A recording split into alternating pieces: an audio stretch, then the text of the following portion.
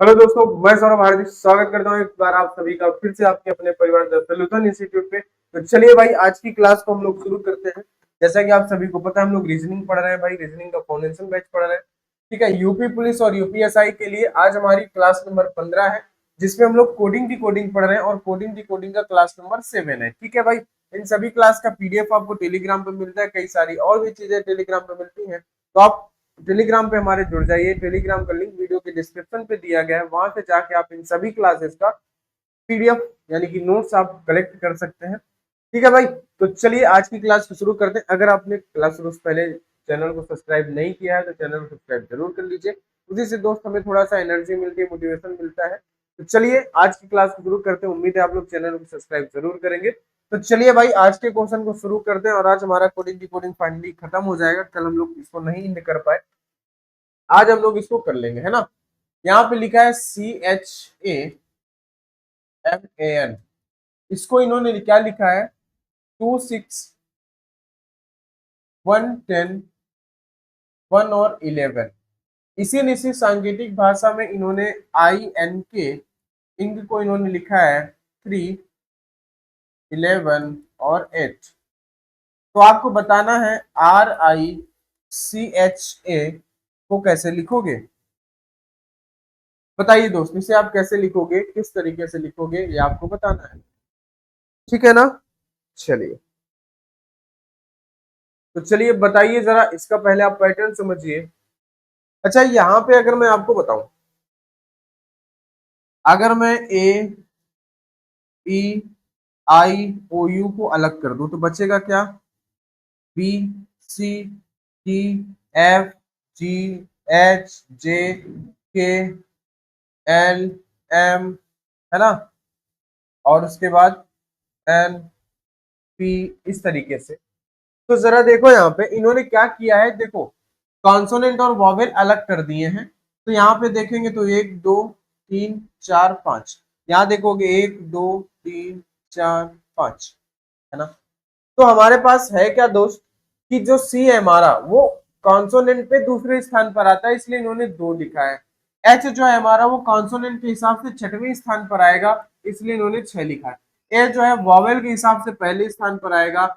M जो है हमारा वो क्या हो जाएगा दोस्त, कॉन्सोनेंट के हिसाब से 10वें स्थान पर आएगा, इसलिए इन्होंने इसको 10 लिखा है।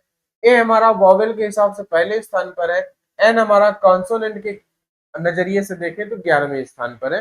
इन्होंने ये यहाँ पे किया है। तो उम्मीद है ये बात आप समझ गए होंगे कि हमें यहाँ पे करना क्या है और किस तरीके से करना है। ठीक है, बताइए। इंक में देखो, आई जो है हमारा वॉवेल का तीसरा लेटर होता है। एन जो है हमारा कॉन्सोनेंट का 11 लेटर है, 11वां लेटर है। के जो है हमारा वो कॉन्सोनेंट का कौन सा लेटर है? 8वां लेटर है। कोई समस्या? ठीक है। अच्छा, आर को अगर हम देखें तो आर हमारा क्या हो जाएगा, तो देखो जरा 10 11 12 MNPQR, है ना। तो आर हमारा कौन सा लेटर हो जाएगा? आर हमारा हो जाएगा दोस्त 14 लेटर। आई हमारा कौन सा लेटर होगा? वॉवेल के हिसाब से तीसरा लेटर है। सी हमारा कौन सा लेटर है? कॉन्सोनेंट के हिसाब से हमारा दूसरा है। एच हमारा कौन सा लेटर है? तो आप कहेंगे सर एच हमारा छठवां लेटर है। ए हमारा कौन सा लेटर है? पहला लेटर है। बात खत्म। वॉवेल और कॉन्सोनेंट के कैटेगरी से हमें इन्हें बांट देना है और उसके हिसाब से इनकी नंबरिंग हमें कर देनी है, वॉवेल और कॉन्सोनेंट के हिसाब से। ठीक है, बात आप समझ गए। ठीक है भाई, चलिए अगले क्वेश्चन पर चलते हैं, क्वेश्चन नंबर 66 पर। अब जरा देखो, यहाँ से जो हमारा पैटर्न फिर से चेंज हुआ है। नंबर कोडिंग हमने पढ़ ली, हमने सबसे पहले लेटर कोडिंग पढ़ी, फिर नंबर कोडिंग। अब हम लोग आखिरी पड़ाव पर है, जो हम लोग पढ़ेंगे मिक्स कोडिंग के बारे में, है ना। मिक्स कोडिंग को ही हम लोग चाइनीज कोडिंग भी बोलते हैं, क्योंकि इसमें जो लिखा होता है वो सब बड़ा अजीब होता है। आपको पढ़ने में सब चाइनीज लगता है ना, नी पिन फू टिन सी नी, है ना। ये सारी चीजें जो है ये चाइनीज लगती है। मिक्स कोडिंग हो सकता है आपके एग्जाम में ना है, लेकिन मैं पढ़ा दे रहा हूँ, कोडिंग डिकोडिंग चैप्टर पढ़ा रहा हूँ, तो है ना। इसको भी थोड़ा सा बहुत बेसिक सा पढ़ाऊंगा इसको। ठीक है, ज्यादा हाई लेवल नहीं बताऊंगा, वो आपके लेवल से ऊपर हो जाएगा। जरा देखो, इन्होंने बोला है कि हाउ आर यू नीट इन फू, है ना, आर यू देयर ये। फिर ऑप्शन दिए इन्होंने, है ना। अच्छा, इन्होंने आपसे यहाँ पे पूछा क्या होगा? इन्होंने आपसे पूछा ये है दोस्त, लिखना मैं यहाँ पे भूल गया, कि डियर का क्या होगा, है ना। अब जरा बात को समझना, यहाँ पे दोस्त होता क्या है मेरे भाई, होता ये है कि हम इन दोनों को सबसे पहले कंपेयर कराते हैं, क्योंकि यहाँ पे भी 3 वर्ड है, यहाँ पे भी 3 वर्ड है, समझ रहे हो ना बात को। तो हमें करना क्या है, सबसे पहले इन दोनों को कंपेयर कराना है, देखना है कॉमन क्या है। जरा देखो, इन दोनों को कंपेयर कराओगे तो आप कहोगे सर यहाँ पे आर भी कॉमन है, यहाँ पे भी आर कॉमन है। कॉमन है कि नहीं है? आर दोनों जगह पे कॉमन है या नहीं है? बताओ, बोलो। आर आपका यहाँ पे भी कॉमन है, आर आपका यहाँ पे भी कॉमन है। तो आप कहेंगे सर यहाँ पे भी कोई हमारे पास कॉमन होना चाहिए, है ना। तो आप अब जरा बताओ, यहाँ पे आर भी कॉमन है और यहाँ पे यू भी कॉमन है, ये दो लेटर यहाँ पे यानी दो वर्ड कॉमन है। और यहाँ पे भी अगर हम देखें तो यहाँ पे टिन कॉमन है, यहाँ पे भी है, और नी भी कॉमन है, नी यहाँ पे भी है। समझ गए? तो अब जरा बताओ मेरे दोस्त, मेरे भाई, कि हम करें क्या। हमसे पूछा है दोस्त डियर का, हमें लफड़ा नहीं लेना है। हमें आर और यू का पूछा होता तो हम एक बार सोचते कि भाई क्या होगा, क्योंकि हमें यहाँ पे कॉमन निकालना होता है। जैसे हमने देखा यहाँ पे आर कॉमन है दोनों जगह, अगर यहाँ पे कोई कॉमन है पेयर, तो इधर भी कोई ना कोई ऐसा पेयर होगा जो कॉमन होगा। लेकिन यहाँ पे तो दो पेयर कॉमन निकल गए, इधर भी दो, है ना। तो इसके बारे में भी समझेंगे। लेकिन हमसे पूछा था दियर का। अब देखो दियर है कहाँ, दियर आपका यहाँ पे है, तो इसका कोई ना कोई इन दोनों का पेयर तो बन चुका, तो इसका पेयर बचा होगा, तो इसका पेयर क्या हो जाएगा, सी हो जाएगा। तो आप करेक्ट आंसर क्या देंगे, आप करेक्ट आंसर देंगे सी। बात समझे कि नहीं? बस आपको पेयर बनाने वाली बात है। आ जाओ आगे देखते हैं जरा। देखो यू आर गुड, है ना। अब देखो यहाँ पे यू है, यहाँ पे भी यू है, कॉमन है, और कुछ कॉमन तो है नहीं। यहाँ पे भी कोई एक ऐसा लेटर होगा जो कॉमन होगा, क्या है, पीओ, पीओ। तो यू के साथ क्या चला गया, यू के साथ मेरे भाई चला गया पीओ। अच्छा, इन्होंने क्वेश्चन नंबर 67 में पूछा है कि यू का क्या होगा, तो आप बता दोगे कि सर यू का तो पीओ होगा, आसान है। अच्छा, अब सी का क्या होगा, जरा बताओ, सी का क्या होगा। तो आप जरा मेरे भाई समझो, सी यहाँ पे है, सी भी खाली है, अकेला सिंगल बैठा है, इज भी सिंगल बैठा है, और इधर ये दोनों भी सिंगल बैठे हैं। तो अब हम ये नहीं कंफर्म कह सकते कि सी के लिए एमओ होगा, क्यों, क्योंकि दोनों है ना, दोनों उम्मीदवार हैं। एमओ भी हो सकता है, टीओ भी हो सकता है। तो सी के लिए हमारे पास ऑप्शन क्या हो जाएगा, ये वाला। एमओ भी हो सकता था और टीओ भी हो सकता था, क्योंकि दोनों खाली है ना। क्योंकि हमें ना तो इज का कंफर्म पता है, ना तो हमें सी का कंफर्म पता है, तो हम तो यही कह सकते हैं ना कि भाई सी का एमओ भी हो सकता है या तो टीओ हो सकता है। तो आंसर ऑप्शन में दोनों था, तुमने दोनों टिक कर दिया, झंझट की बात ही खत्म है। ठीक है, चलिए आइए। There see is. अब देखो इन दोनों का कंपेयर कराओ मेरे दोस्त, इन दोनों का कंपेयर कराओ। तो आप कहेंगे सर इज इसमें से कॉमन है, यहाँ पे भी कुछ कॉमन होगा। तो आप देखेंगे तो एम ई के कॉमन है। अब इसका इससे कंपेयर कराओ, तो आप कहेंगे सर यहाँ पे तो हमें सी कॉमन मिल गया, यहाँ पे भी सी कॉमन है, तो इसमें और इसमें भी कुछ कॉमन होगा, तो आप कहेंगे सर सन कॉमन है। ठीक है, अब इसका इसका कंपेयर करा लो, क्या कुछ कॉमन है, बताओ जरा। कुछ कॉमन नहीं है, इसका इसका कोई कॉमन अब नहीं निकल रहा है, बस इतना ही बात है। आपसे पूछा है दियर का क्या होगा। देखो दियर कहाँ है, यहाँ पे है। देखो दियर यहाँ पे सिंगल बचा है और यहाँ पे लुक सिंगल बचा है, तो दियर का क्या हो जाएगा, लुक, है ना। यहाँ डबल ओ हो गया है, एल ओ के हो जाएगा। ठीक है। अच्छा, ही का क्या होगा। आप जरा मेरी बात समझो कि यहाँ पे ही भी सिंगल है, गॉन भी सिंगल है, यहाँ पे टेस्ट भी सिंगल है, नॉन भी सिंगल है। हमने अभी आपको पिछले क्वेश्चन में बताया कि अगर इन्होंने ही का पूछा है तो जरूरी नहीं है ही का टेस्ट होगा, ही का नन भी तो हो सकता है। तो ऑप्शन हम तब टिक करते जब ये दोनों ऐसे दिए होते। क्या ऑप्शन में दोनों है, बिल्कुल नहीं है। तो हम कैन नॉट डिफाइन, हम इनको नहीं कह सकते हैं कि ही के साथ यही जाएगा, ही के साथ ये भी तो खाली बैठा है, ये भी तो जा सकता है। इसलिए हम इसका आंसर क्या करेंगे, कैन नॉट डिफाइन।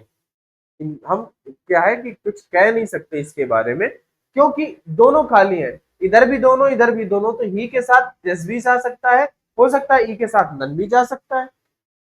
बात समझ रहे हैं कि नहीं समझ रहे आप? तो ये बात यहाँ पे फंसती है मेरे भाई। ठीक है, समझ गए ना। अगर ये दोनों होते ऑप्शन में तो हम इसको प्राथमिकता देते हैं, जैसे हमने पिछले क्वेश्चन में किया, इन दोनों को सही किया। लेकिन यहाँ पे नहीं था ऑप्शन में, तो हमें कैन नॉट डिफाइन तो करना ही पड़ेगा।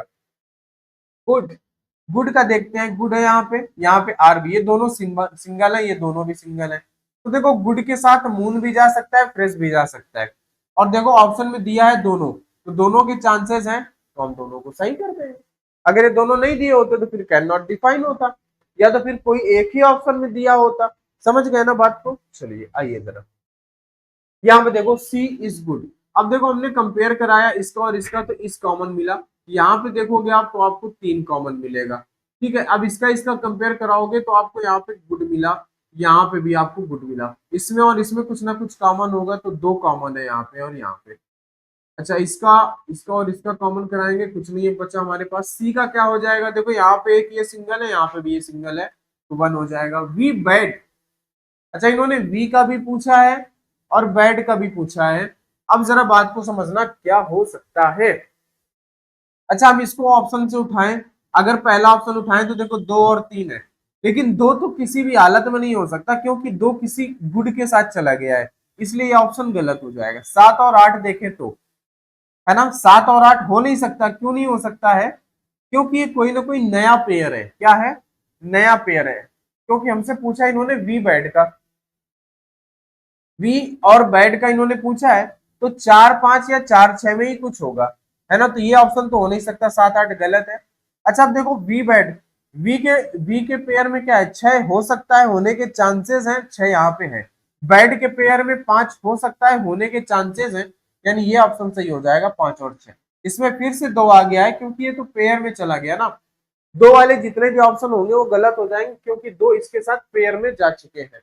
बात आप समझ गए कि नहीं समझ गए। ठीक है भाई, तो हमारे पास बचता क्या है, हमारे पास बचता सिर्फ वी बैड है। तो हमारे चांसेस इनके थे 4 और 6 के, 4 और 5 के, तो 4 तो 2 बार आ नहीं सकता है, तो हमने क्या किया, 5 और 6 हो गया यहाँ पे। बात समझ गए।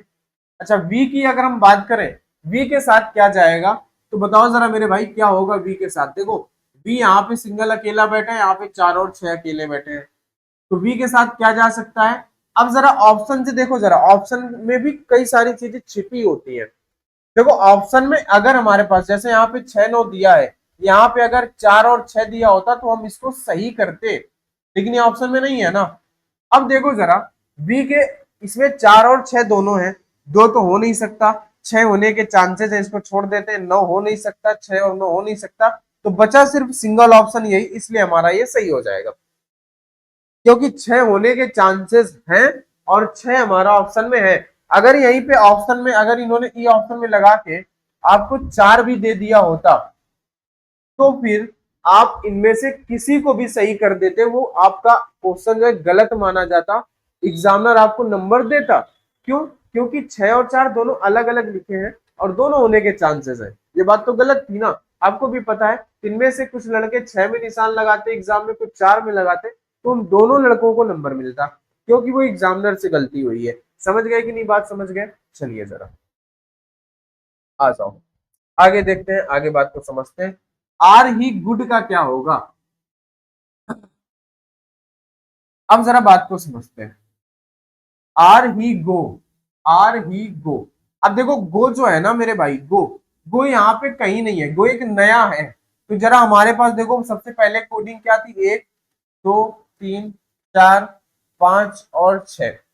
तो इनके अकॉर्डिंग कोई एक, देखो यहाँ पे गो अगर नया वर्ड आया है, तो कोई नया क्या आया होगा, यहाँ पे डिजिट भी आया होगा। 6 4 2, देखो 6 4 2 तो है यहाँ पे, ये नहीं हो सकता। 7 8 9 ये हो सकता है। 7 6 5, देखो कोई एक ही नया आ सकता है, क्योंकि आर और ही पहले से है, कोई एक ही नया हमको चाहिए। यहाँ पे तो तीनों नए हैं, ये भी नहीं हो सकता है। 7 6 5, 8 2 6, ये 2 होने के चांसेस हैं, है ना। तो इन दोनों को हमें चेक करना पड़ेगा। तो देखो आर ही, अगर आर और ही की बात करें, तो देखो आर के साथ कौन जा सकता है मेरे भाई, आर के साथ 4 और 6 में से कोई एक जाएगा। तो हमने यहाँ पे देखा 4 और 6 में से कोई एक होना चाहिए, यहाँ पे 6 है। एक सेकेंड के लिए हम इसको पहले देखते हैं, ठीक है 6 है। अच्छा, ही की बात करें तो 4 और 5 में से कोई जाना चाहिए, तो यहाँ पे 5 है, यानी कि हमारा यहाँ पे 6 भी है। इसकी होने की पॉसिबिलिटी है ना, क्योंकि आर है तो आर के साथ 6 हो सकता है, नहीं भी हो सकता है, पॉसिबिलिटी है। यहाँ पे ऑप्शन में दिया है 6। अच्छा, ही के साथ 5 हो भी सकता है, नहीं भी हो सकता है, 5 यहाँ पे दिया है, तो एक सेकंड के लिए हमने इसको सही कर दिया। अगला अगर हम देखें तो जरा देखो, आर के साथ क्या है, क्या दो जा सकता है? बिल्कुल नहीं जा सकता है। क्यों नहीं जा सकता है? क्योंकि ये गुड के साथ ऑलरेडी जा चुका है, इसलिए ये वाला ऑप्शन गलत है। ऑप्शन सही होगा आपका सी। इस तरीके से दिमाग लगा के आपको इसको करना होगा। आइए जरा चलते हैं अगले क्वेश्चन। ठीक है, आ जाओ, इसको समझते हैं। यहाँ पे क्या बोला है, इनको मैच कराओ पहले, इकोनॉमिक्स और इसमें से देखो जरा। इकोनॉमिक्स है यहाँ पे और इकोनॉमिक्स यहाँ पे भी है। यहाँ पे भी कुछ कॉमन होगा कि ए, कॉमन है कि ए। ठीक है, बात समझ गए। इसमें और इसमें देखो कुछ कॉमन है क्या? मनी, मनी कॉमन है। मनी यहाँ पे भी है, मनी यहाँ पे भी। तो इसमें और इसमें भी कुछ कॉमन होगा, यानी कि एल ए कॉमन है हमारा, एल ए यहाँ पे। ठीक है ना, एल ए हमारा जो है यहाँ पे भी था, एल ए हमारा यहाँ पे भी है। ये तो हमारा इसके साथ चला गया, ये हमारा इसके साथ। इसका और इसका कंपेयर कराओ, क्या कुछ कॉमन मिलेगा? आप कहेंगे सर बिल्कुल, इकोनॉमिक्स तो अभी यहाँ पे भी है ना। तो इकोनॉमिक्स के लिए कौन गया था? के ए। तो यहाँ पे भी इकोनॉमिक्स के लिए के ए दिया है। अब इसका और इसका एक बार कंपेयर करा के देख लो, क्या और कुछ कॉमन बचता है? Is not, is not, is not, नहीं। इसका और इसका कॉमन करा के देख लो, क्या कुछ कॉमन बनता है इसका और इसका? नहीं, कुछ नहीं बनता है। इसका और इसका कॉमन कराओ, आप कहेंगे सर बिल्कुल, ये जो है डायमंड जो है हमारा, ये अभी कॉमन बन रहा है। डिमांड, सॉरी, डिमांड जो है कॉमन बन रहा है। तो इनमें और इनमें भी कुछ कॉमन होगा। तो आपको दिख गया कि यहाँ पे जो है एमओ कॉमन है। मैंने इसको थोड़ा सा टेढ़ा बनाया हुआ है ताकि समझ। जब इसको इसको कंपेयर कराओगे तो मेक्स भी है यहाँ पे, तो इसको मैं कुछ इस तरीके से बना देता हूँ, है ना, ऐसे क्रॉस करके मेक्स। यहाँ पे भी ये बना हुआ है मेक्स। तो इसमें और इसमें भी अभी कुछ कॉमन है, जेड आई कॉमन है ना। मैं एक चीज मैं लिख ही देता हूँ कि इकोनॉमिक्स के लिए क्या गया है, इकोनॉमिक्स के लिए, इकोनॉमिक्स के लिए गया गया है आपका के ए। मनी के लिए क्या गया है? M O. मनी के लिए क्या गया था? मनी के लिए गया है एल ए। डिमांड के लिए क्या गया दोस्त? डिमांड के लिए गया है एमओ, है ना। अच्छा, मेक्स के लिए क्या गया? एम ए के। मेक्स के लिए क्या गया? मेक्स के लिए गया जेड आई।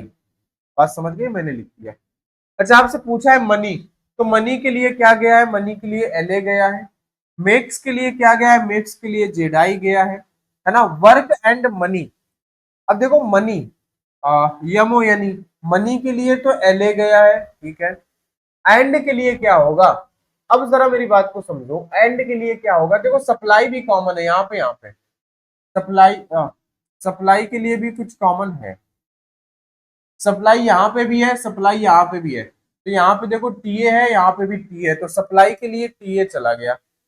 अब जरा देखो वर्क के लिए क्या बचा है। अच्छा, वर्क, वर्क कहाँ पे है भाई? वर्क एक कोई नया शब्द है, ठीक है। एंड है यहाँ पे, एंड है। एंड के लिए बचा क्या है? पीए। तो भाई क्या हो गया? पीए हो गया, या ले पीए। और वर्क के लिए कोई एक नया वर्ड होगा, आप कुछ भी लिख सकते हो। आप लिख दो यहाँ पे ईएक्स, कुछ भी हो सकता था ऑप्शन में। अच्छा, डिमांड के साथ क्या गया है? डिमांड के साथ गया है एमओ। वनली के साथ क्या जाएगा? ये बात फंसती है यहाँ पे, वनली के लिए क्या जाएगा? और मोर, मोर भी एक नया शब्द है। देखो वनली के लिए क्या हो सकता है? ये दो बच्चे हैं, वनली के लिए एनी और के आई बचे हैं।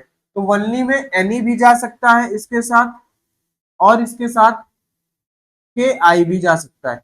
तो एक बार हम इसके साथ एनी लिख देंगे। और कोई मोर है, मोर कोई नया शब्द है क्या? बिल्कुल यहाँ पे नहीं है, तो मोर एक नया शब्द है, तो हम इसके लिए लगा देते हैं जेडेक्स, एक नया वर्ड। या तो आपको ये ऑप्शन में मिलता, या फिर ऐसा मिलता एमओ। अगर मनली के लिए ये एनी को नहीं लेते तो के आई को लेना पड़ता, और एक कोई नया वर्ड होता आपके पास जेडेक्स। ये दो सही होते, समझ गए? ठीक है भाई, समझ गए ना बात को? चलिए आगे बढ़ते हैं अगले क्वेश्चन पर। ये तो हमारा समाप्त हो गया दोस्त, ठीक है।